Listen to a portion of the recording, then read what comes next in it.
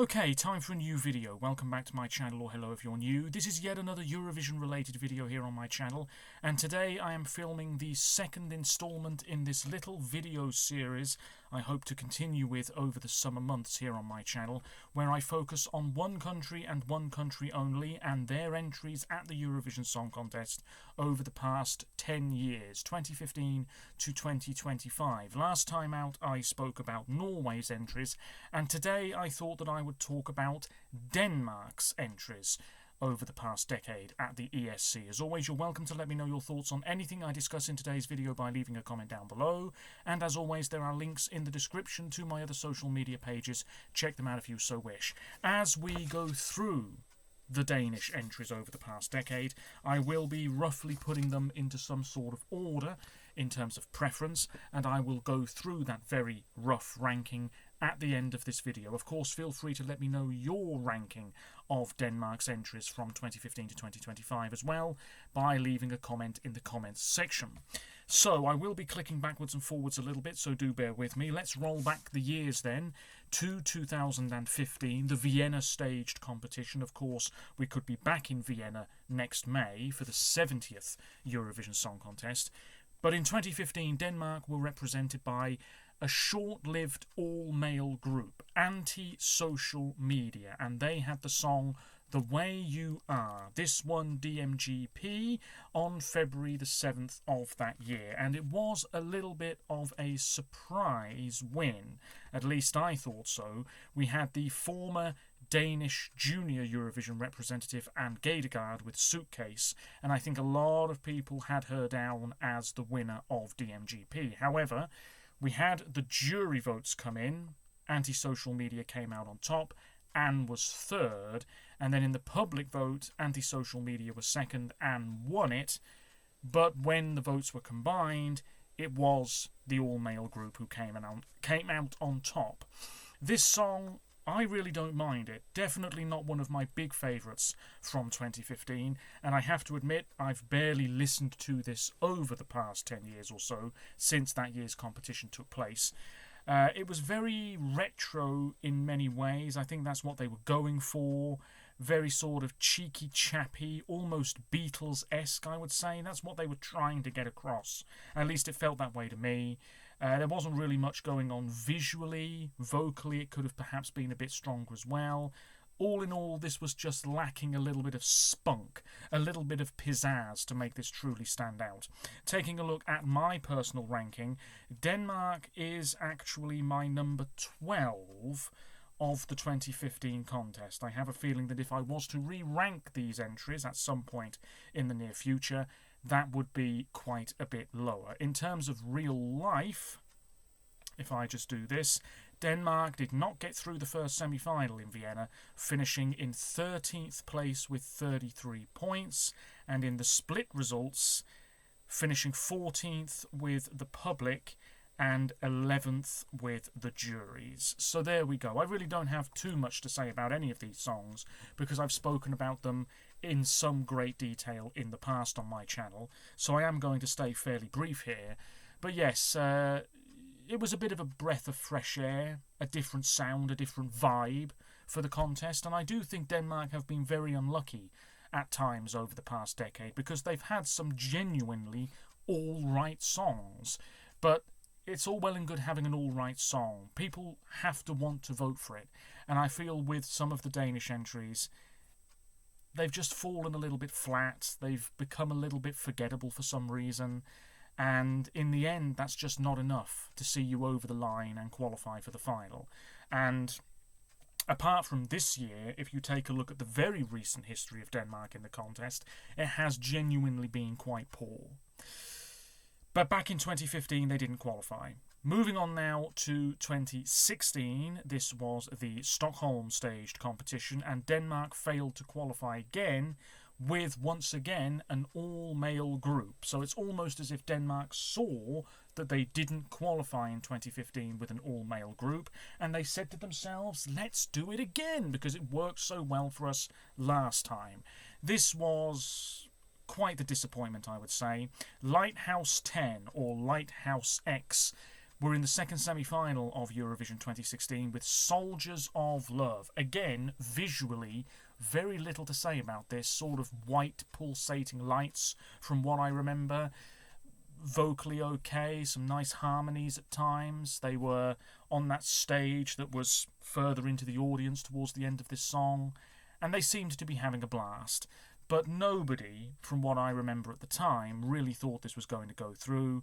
2016, in my opinion, was a pretty strong year. The semi-finals were pretty tough to call. This was always likely to fall through the net, if you see what I mean. They ended up finishing 17th with 34 points, and in the split results, Denmark were 15th with the public and 17th / joint last, I suppose, with the juries. I really have very little to say about this one. It's not a song I've listened to much over the years. Likeable guys, Soren, Johannes and Martin, and I think I'm not sure which one it is, but one of them has presented or co-presented DMGP itself in the recent past.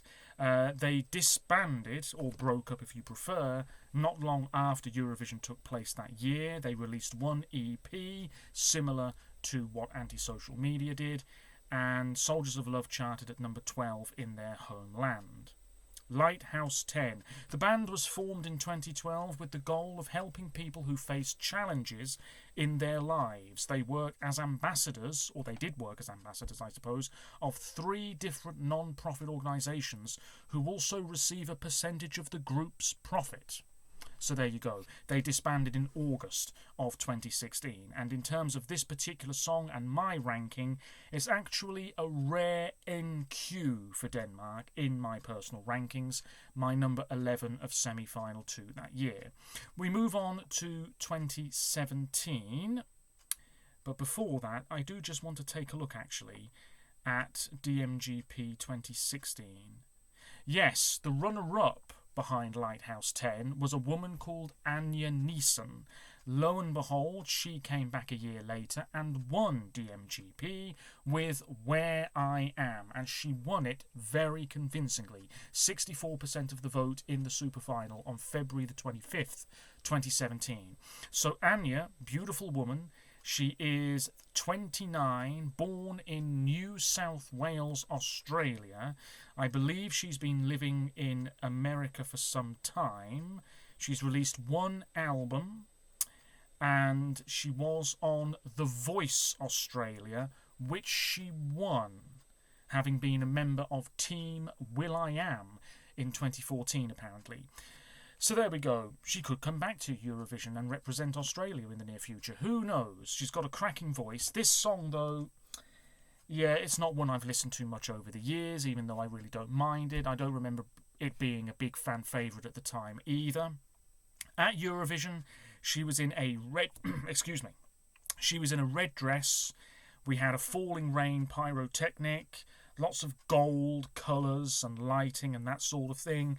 There was a slightly regal look to the performance, I would say. Really, this song had nothing about it to make it stand out. I think they were very reliant, by which I mean I think the Danish delegation and what have you, were very reliant on Anja herself selling the hell out of this song, singing the hell out of this number, and really trying to get the message of this song across. And in the end, it didn't really work. If we take a look at the results for Denmark in Kyiv, she did qualify from the second semi-final, albeit in 10th place, narrowly ahead of Serbia.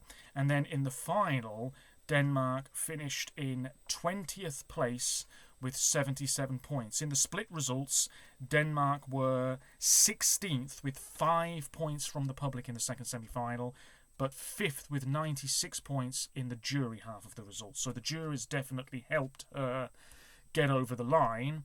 And then in the final, Denmark were 21st with the public and 13th with the jury. So she fared a little bit better there. In terms of my personal ranking, Denmark is my number 10 of 2017. Maybe a little bit generous. That might change in the future. But for now, it is a top 10 placement for Denmark, for me personally, in 2017.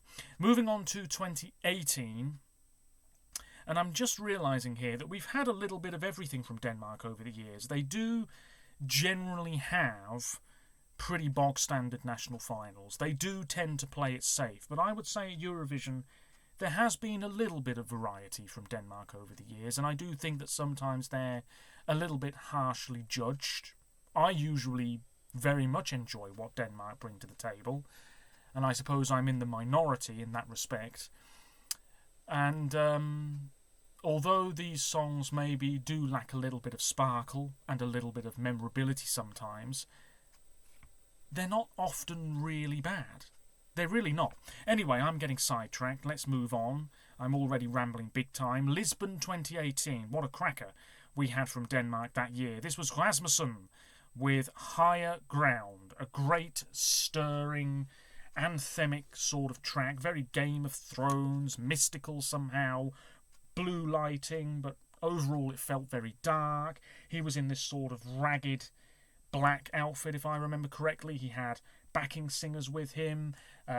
We had sort of flags on stage. There was chanting. It all felt very euphoric, but in a moody sense, if you see what I mean. A really fantastic number. This went through from the second semi-final in Lisbon in 5th place, and then in the final, this finished 9th with 226 points. A really good result, all things considered, because Denmark hadn't fared well for a good few years. This won the public vote in the second semi-final. Seriously impressive. But then again, look at the other songs in that second semi-final that year. Maybe it's not much of a shock. In the jury half of the results, 12th place. And then in the final, Denmark were 5th in the public vote. That is so impressive. The juries were not keen for some reason.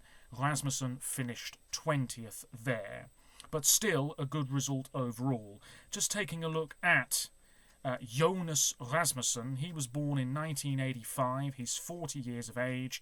He has released a few other songs, but otherwise hasn't seemingly done a great deal for a number of years now. He has appeared in various musicals and also was the lead singer and frontman of a 1980s cover band. So there you go. There's probably videos of him online doing a cover of Living on a Prayer or something. So there we go. He could come back to DMGP in the near future. I'm surprised he hasn't already, if I'm being honest with you. A really great number, and Higher Ground is my number 3 of the 2018 competition. Yes. Moving on to 2019, and this was the Tel Aviv contest. And this was the last time Denmark were in the Eurovision Grand Final until this year in Basel. So we had to wait quite a while for them to make a comeback, if you see what I mean. Back in 2019, it was a very cutesy number. So again, something fairly different from Denmark, trying their hand at a slightly different sound, a slightly different aesthetic, a slightly different vibe. We had Leonora with Love is Forever. Leonora Jepsen is only 26. She was, and perhaps still does, some figure skating. And she actually competed in the ISU World Junior Championships in 2016 and the ISU JGP Riga Cup 2015. So there you go. And her results are on screen right now. She did release another song called Turquoise in 2020, but I don't think she's done a great deal since then. So things have gone fairly quiet. Love is Forever. Yeah, definitely. Some people found this a bit too sickly sweet, and I can understand why. We had a sort of cloudy scene on the backdrop from what I remember. She had dancers with her, backing vocalists, who sort of constructed this large chair, and there was a ladder, and they were swaying from side to side. And she seemed very happy, and she performed some of this song in French, because why not? Melanie Werber co-wrote this song. She's been involved in Melfest and written a bunch of other national final / Eurovision songs as well over the years. Very much involved with Denmark.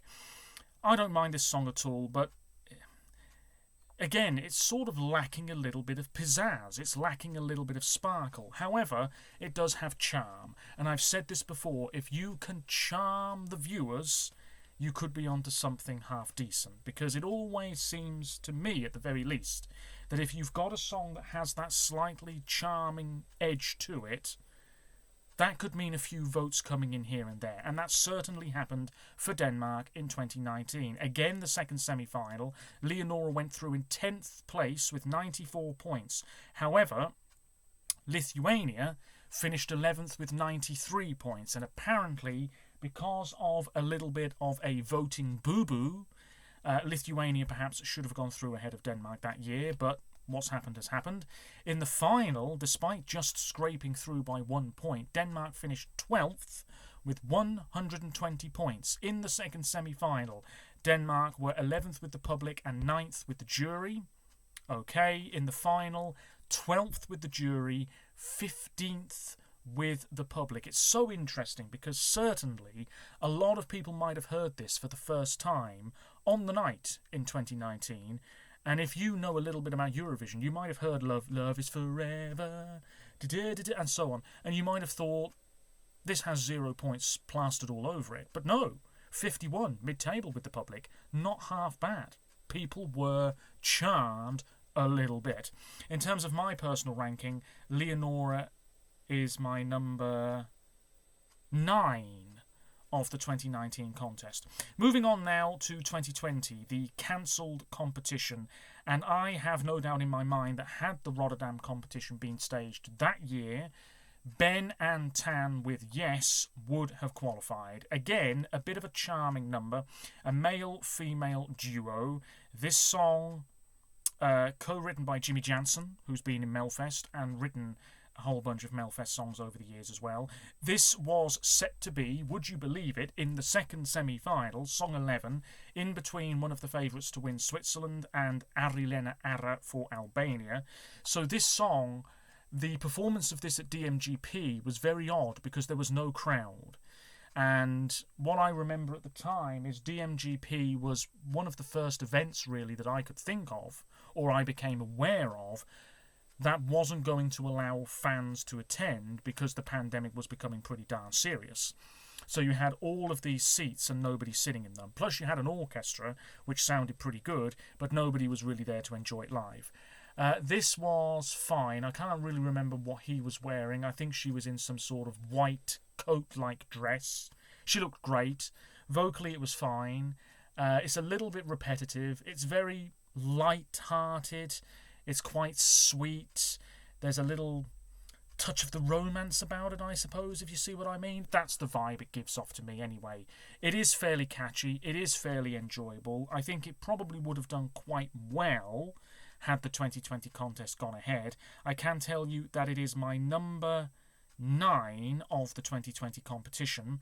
Ben and Tan consist of Benjamin Rosenbaum, who was born in 2002, and Tanner Balcells, who was born in January 1998. They both took part in the 12th season of the Danish version of The X Factor and became a duo after that show ended. I believe they entered a song, it says here, called Iron Heart for DMGP 2021, but DR rejected it and SVT in Sweden rejected it for Melfest 2021. Holy smokes. Benjamin was born in Germany to a Malagasy father and German mother and moved to Denmark at a young age, whereas Tan was born in Barcelona to a Spanish father and Danish mother before moving to Denmark.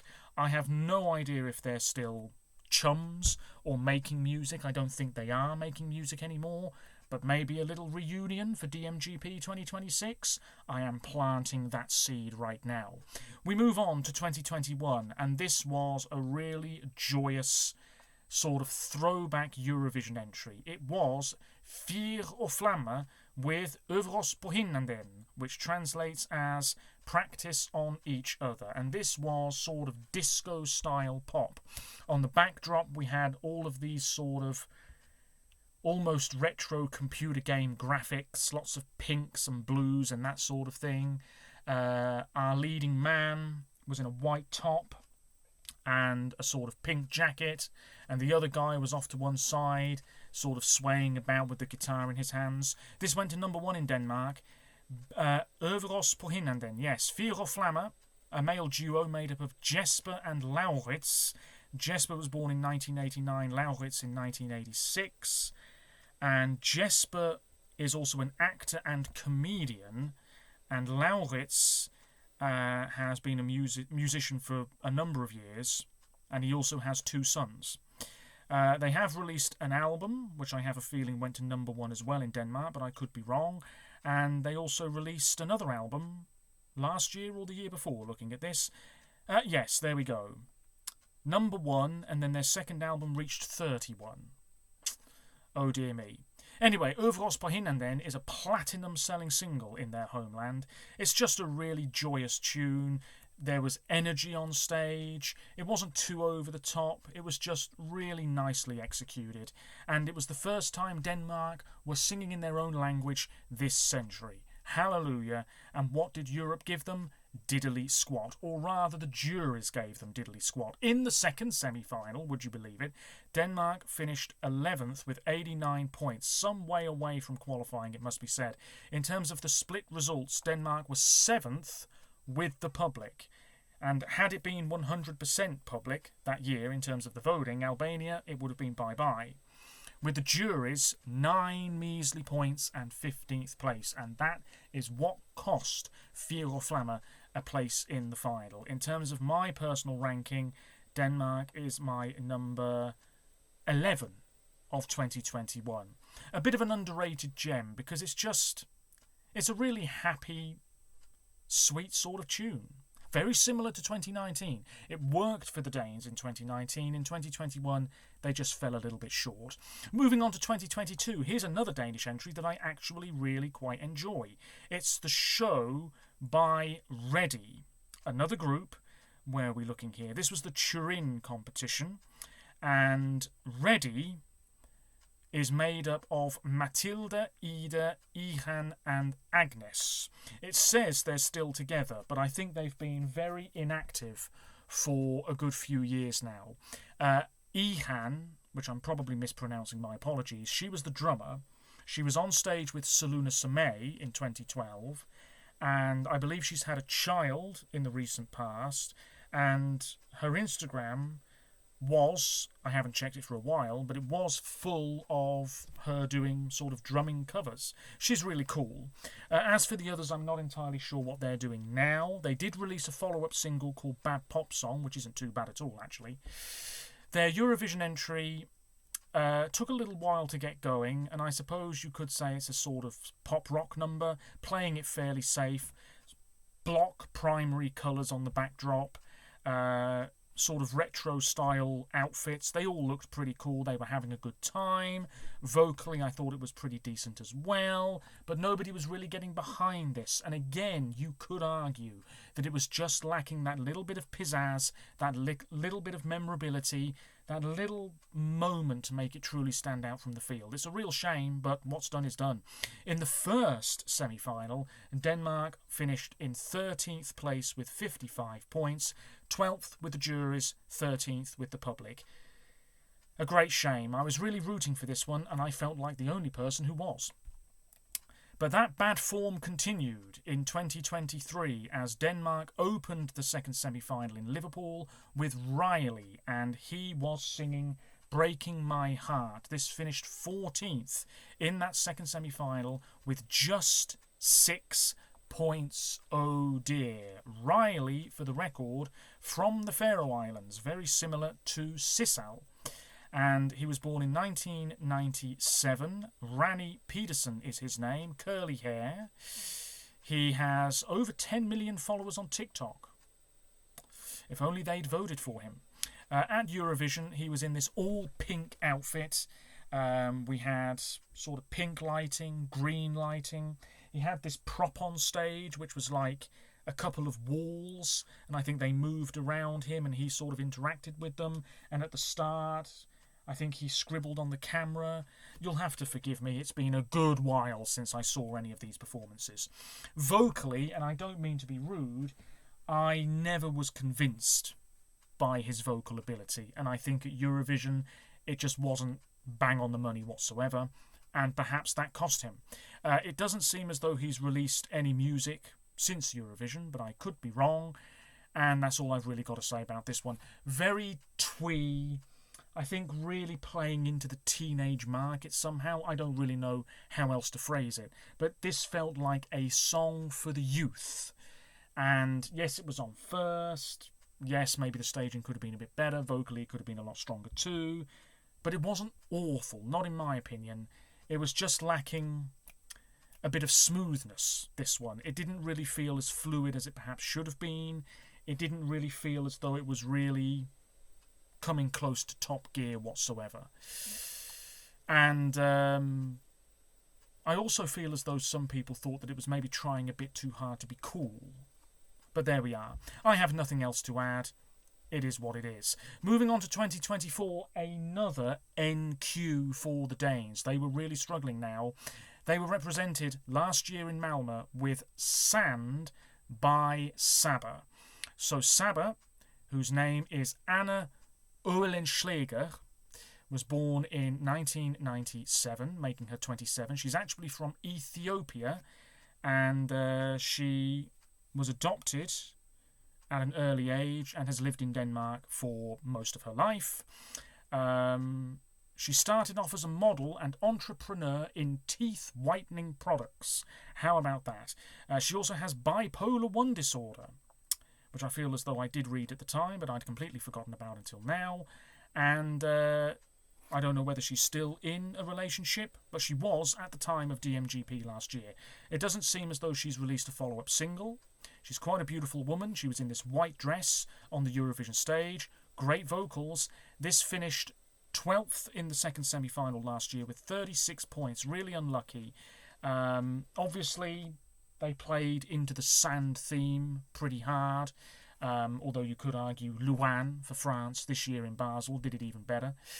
It was a pretty static performance. It looked fairly beautiful, and she was sort of commanding the stage on this little podium, I believe it was. Very little to fault. But again, I keep repeating myself here, it was just lacking that little bit of oomph, that little bit of sparkle. I don't remember anybody last year really going, wow, this Danish song is getting me so fired up. That just wasn't really the case at all, that I saw. But I don't mind it at all. I should say, Denmark 2022, that's my number 7 of the year. Denmark 2023, that's my number 12 of the year. Denmark 2024, that is my 12 of the year. Maybe a little bit generous, but it is what it is. There's so little to say about this one that I haven't already said in the past. We are going to move swiftly on to this year's Danish entry. And I completely forgot to do this. No, it doesn't matter, of course, because there was no jury vote in the semi-final. So this year's Danish entry, this saw them back into the final for a good few years, and she was absolutely delighted in the green room. What a shame the votes did not pour in the final. But then again, in retrospect, maybe we should have seen it coming a mile off.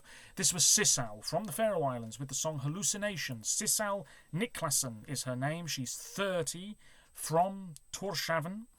And she was very popular with the Eurovision community earlier this year. She became firm friends with Kyle Alessandro and a couple of others. They were doing videos on Instagram or TikTok or whatever it was. I wasn't really following it too closely, but I know that she was very popular with a lot of the other Eurovision artists this year. She's released one EP and various other singles in the past, including Vanilla Spread. It doesn't seem as though she's released anything since Hallucination, though. This is really just a big slice of pure pop. Denmark playing it very safe. In terms of the staging, it was a little bit different at Eurovision to how it was at the national final. But at Eurovision, she was in this all-blue outfit, from what I remember. I'm going to have to take a look at this because I can't remember for the life of me. Do bear with me. I think she was in this all-blue outfit, wasn't she? Dear, oh dear, my memory is shocking. Yes, it would appear so. They went for a sort of wavy, ribbon-looking performance, if you see what I mean.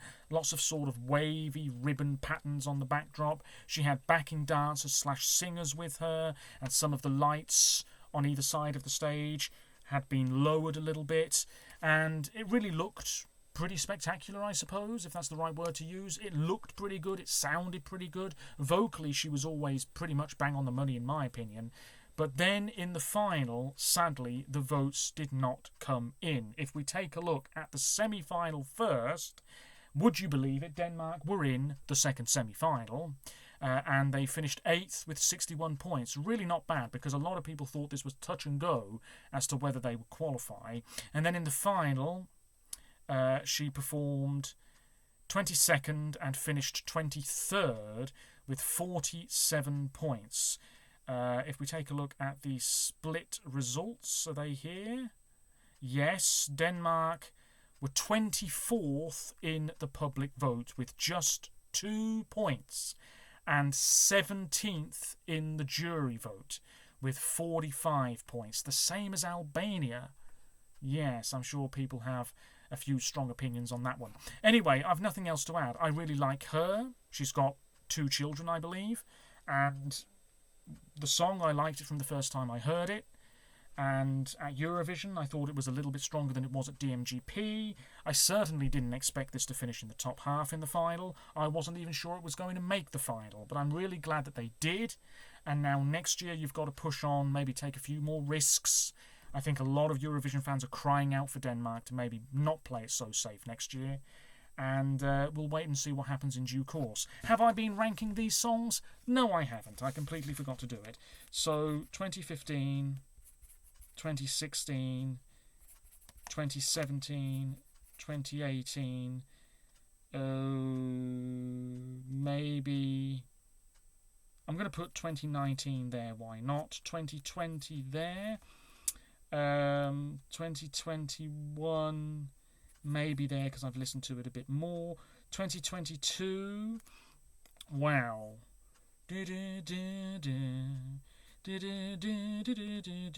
I've actually watched the performance of that, the show by Reddy. I've watched the performance on YouTube numerous times since it happened on the night. It is a pretty good song. It just takes a little while to really find its groove, you know, which maybe didn't help matters when it came to the voting. I'm going to put it here, actually. Why not? This is a very rough ranking. Don't take it seriously. 2023, I'm going to put maybe there. 2024, maybe there. Oh, actually, maybe a little bit higher. And then this year, where have I got Sissel ranked this year, by the way? Let's take a look. Hallucination is my number 7 of this year's competition. Hallucination. Oh, it's better than that. I'm going to put that there, actually. Oh. Yeah, why not? Why not? So here we go. Bottom to top, 2015, 2017... 2019, 2024, 2023, 2020, 2021, 2022, 2025, and top of the pile is 2018. Rasmussen with Higher Ground. So there you go, a very rough ranking of Denmark's entries at the ESC from 2015 to this year. And let's see what they bring to the table next year. Let me know your personal ranking of Denmark's entries over the past decade if you so wish. Leave it in the comments section below. Links as always in the description to my other social media pages. Check them out if you so wish. And I'll be back with another Eurovision related video in the near future. Until next time, take care of yourselves, stay safe, and bye for now.